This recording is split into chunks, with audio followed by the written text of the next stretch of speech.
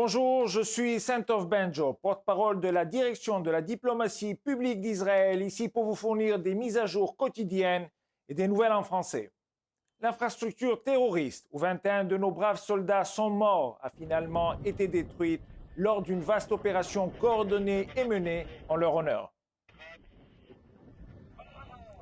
Les sacrifices terribles de cette guerre nous rappellent à tous que la liberté et la sécurité sont des droits durement acquis et que nous avons une dette éternelle de gratitude envers ceux qui nous garantissent ces droits. Israël fera tout son possible pour amener les otages, tous les otages, chez eux. Israël a envoyé son offre pour tenter de résoudre le problème, mais il augmentera la pression militaire sur le Hamas.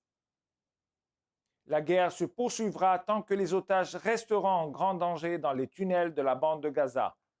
On sait de plus en plus que ce danger comprend d'horribles violences sexuelles. Aviva Siegel, otage récemment libéré, s'est exprimé aujourd'hui devant une nouvelle commission de la Knesset sur les violences sexuelles et sexistes commises pendant la guerre avec le Hamas.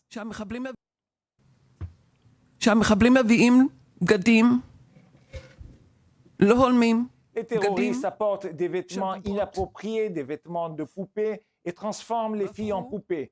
Des poupées tirées d'une ficelle comme des marionnettes, avec lesquelles on peut faire ce que l'on veut, quand on veut, a-t-elle déclaré. Je suis toujours là-bas, mon corps est là-bas. Les garçons subissent également des abus, ce que les filles subissent. Peut-être qu'ils ne tombent pas enceintes, mais ils sont aussi des marionnettes tirées par une ficelle. Le témoignage d'Aviva Siegel montre les tactiques barbares et inhumaines utilisées par les terroristes du Hamas pour soumettre les otages aux pires souffrances. Israël continue de faire tout ce qui est en son pouvoir pour que les otages rentrent chez eux, mais entre-temps, il continue de subir d'horribles violences et des abus psychologiques. L'idéologie terroriste du Hamas s'étend à d'autres fronts. Récemment, le Shin Bet a déjoué un complot palestinien visant à faire exploser un camion piégé à Jérusalem, près de la Knesset, le Parlement israélien.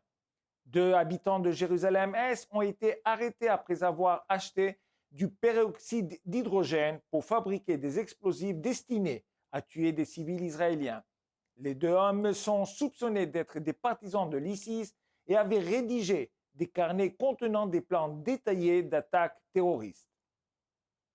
L'idéologie du Hamas est si profondément ancrée dans la société palestinienne, même en dehors de Gaza, qu'il devient évident que la déradicalisation du Hamas ne suffira pas à assurer la stabilité dans la région. Dans un sondage réalisé le 10 janvier auprès de participants du monde arabe, l'Institut de Doha a constaté que 0% des personnes interrogées en Cisjordanie pensaient que l'attaque du 7 octobre du Hamas était illégitime. C'est ainsi que 79% l'ont trouvée légitime, 11% l'ont jugée légèrement brutale mais légitime, seuls 4% pensent qu'elle a été légitime mais que les crimes inacceptables avaient été commis, et 6% sans opinion. Aucun participant n'a condamné les atrocités du massacre perpétré par le Hamas. Qu'il s'agisse d'une implication directe ou d'un soutien indirect, l'absence de condamnation du terrorisme radical montre qu'il y a beaucoup à faire pour obtenir un cessez-le-feu durable ou même le calme. Israël poursuivra la guerre contre Gaza jusqu'à ce qu'aucune entité n'impose de danger à ses civils et que les infrastructures et les capacités militaires du Hamas soient détruites.